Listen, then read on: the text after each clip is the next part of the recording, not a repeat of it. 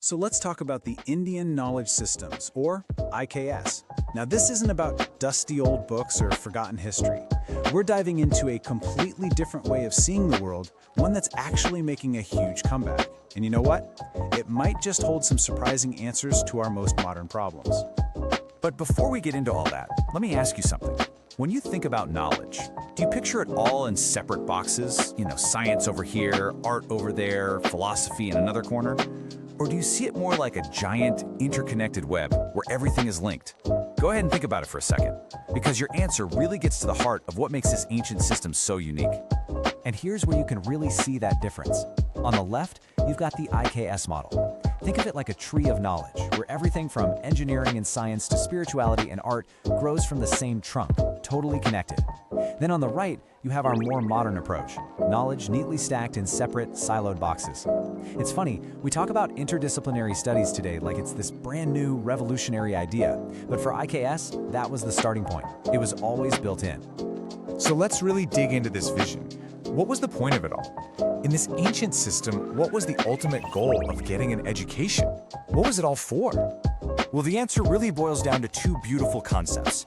Abhyudaya, which is all about material well-being and prosperity, and Nishrayasa, which is about inner peace and spiritual fulfillment.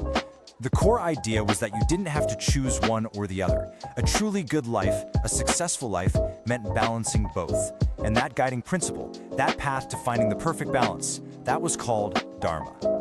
And to get to that balance, they saw knowledge in two ways. First, there was aparavidya. That's the knowledge of the outside world. Science, math, economics, art, all that stuff. But here's the kicker. All of that was seen as just a stepping stone to the second type of knowledge, paravidya, the higher knowledge of the self.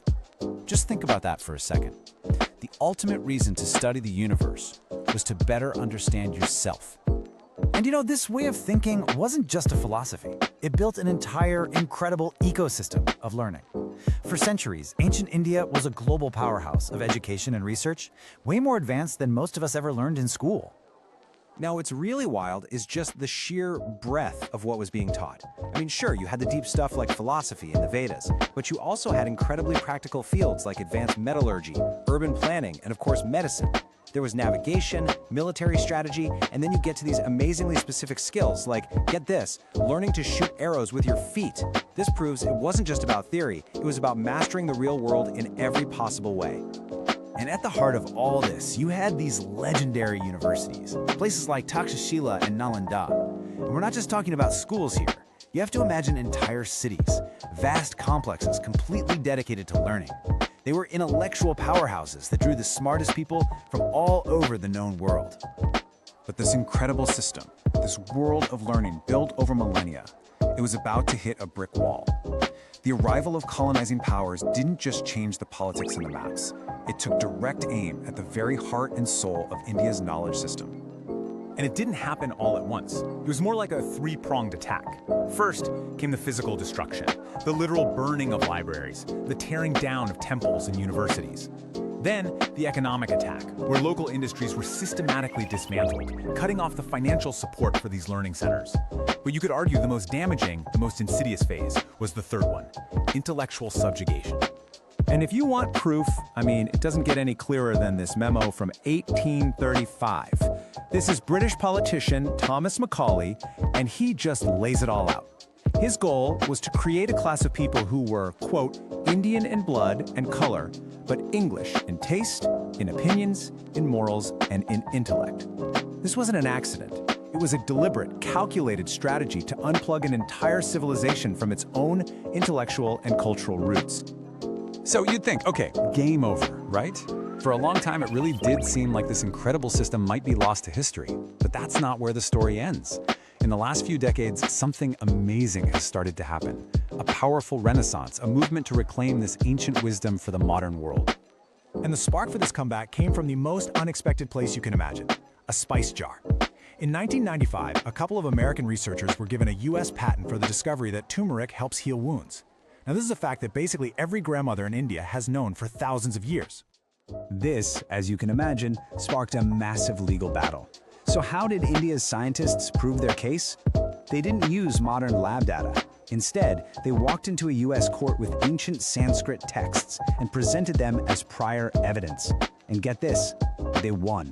The patent was thrown out. It was this huge landmark moment that proved this ancient knowledge wasn't just folklore. It had real, verifiable standing in the modern world. And that turmeric case opened the floodgates. It led directly to the creation of something called the Traditional Knowledge Digital Library. And just look at that number. Over 360,000 traditional medicinal formulas have now been digitized and cataloged to stop this kind of thing, what's called biopiracy, from ever happening again. And this wasn't a one-off thing. The revival is happening everywhere. You see it in the global explosion of yoga, not just as exercise, but for mental well-being. You see it in Ayurveda becoming a mainstream wellness industry.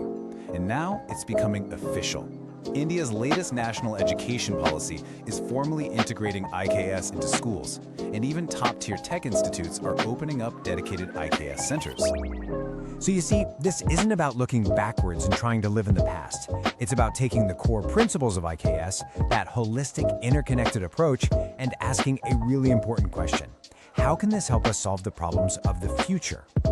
And this is where it gets really, really cool. This is inspiring totally new frontiers for research. Instead of separate departments, imagine creating new fields that fuse ancient wisdom with modern science. Like, what if we combined Vedic philosophy with cognitive science to actually understand consciousness?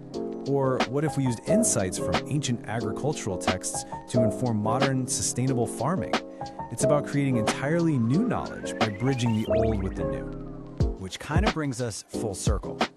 We live in a world that's struggling with huge, complex, interconnected problems, right? Things like climate change or the global mental health crisis.